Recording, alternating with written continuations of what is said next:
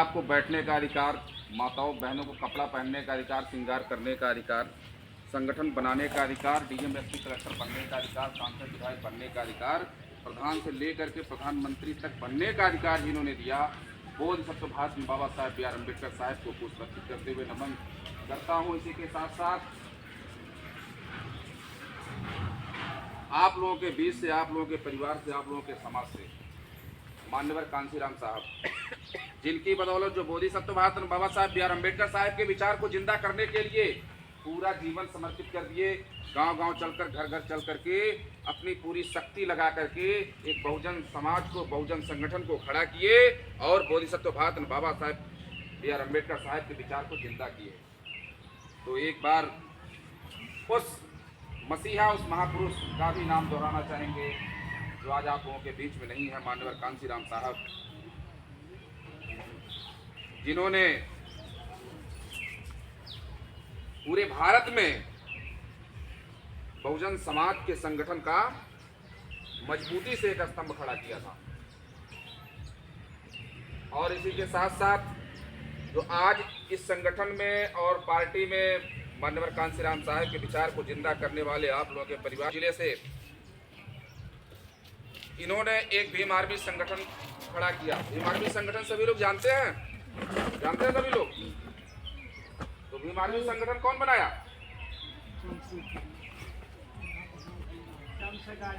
आदरणीय बड़े भाई चंद्रशेखर आजाद ने भीम आर्मी संगठन बनाया। एक बार सभी बहुजन योद्धाओं के लिए, भाइयों के लिए, बहुजन संगठन के लिए, बहुजन समाज के लिए एक बार बोलेंगे जय भीम, जय भीम। बहुत बहुत धन्यवाद। अब हम बताना चाहेंगे कि आज ये जनसभा इस तरह से गांव में क्यों अभी तक करना पड़ रहा है, आने वाले समय में भी करना पड़ सकता है और संविधान बनने के पहले किया गया। हमारी यही सबसे बड़ी लड़ाई है कि पूरे बहुजन समाज में जब से संविधान बना हमको अधिकार क्यों नहीं मिल पा रहा, हमको रोजगार क्यों नहीं मिल पा रहा, हम बेरोजगार क्यों हैं। एक वोट आप भी देते हो, एक वोट चाहे वो अरबपति वो भी देता है, एक वोट ही आप लोग देते हो। तो एक वोट अगर वो देता है, एक वोट अरबपति देता है, एक वोट रिक्शा चलाने वाला देता है, एक वोट मजदूर और गरीब देता है, तो उसकी बेरोजगारी खत्म हो जा रही है, आपकी क्यों नहीं खत्म हो पा रही है? सबसे बड़ा सवाल ये है। आज ये जो छोटे बच्चे हैं, हमको पता है, हम जानते हैं, हम 2 बार जिला अध्यक्ष रहे संत कबीर नगर, गांव-गांव हम चले, 1727 गांव पूरे जिले में, पूरे संत कबीर नगर में बहुत ऐसे परिवार नहीं होती है।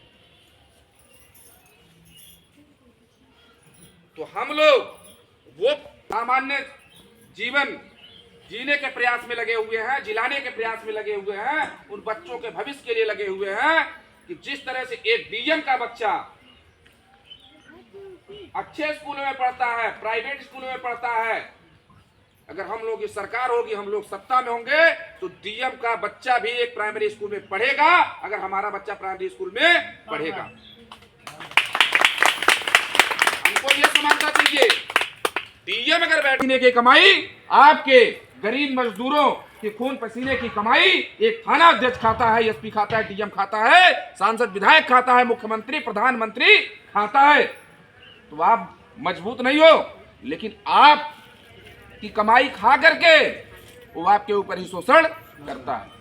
हमारी लड़ाई शोषण खत्म करने की यही है। और ये भी मैं बता देना चाहता हूं, इस बात को भी दिमाग में रख लीजिएगा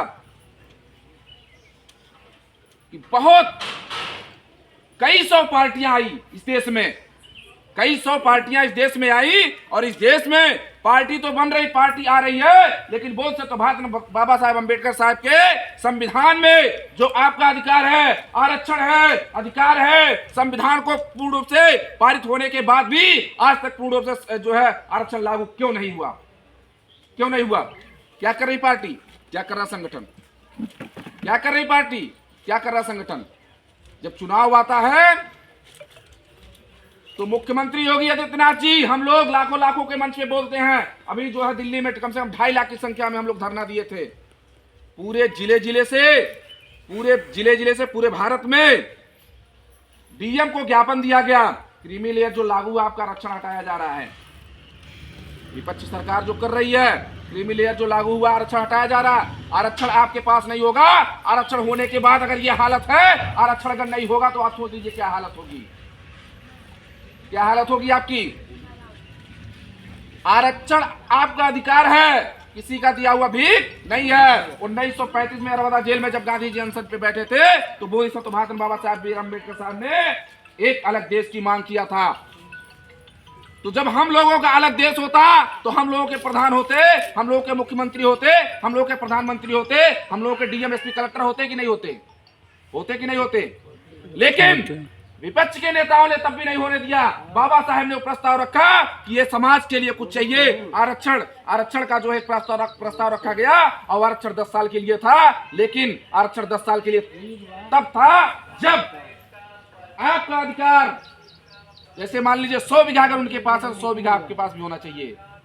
जब तक समानता का अधिकार नहीं हो जाएगा तब तक आरक्षण नहीं हटेगा। क्या समानता का अधिकार हुआ? नहीं हुआ। आपके पास क्या बीघा है, आपके पास क्या बीघा है, आपके पास क्या करोड़ है, बताइए हमको। क्या रोजगार है, कुछ है, कुछ है? अगर देखा जाए तो 1 अरबपति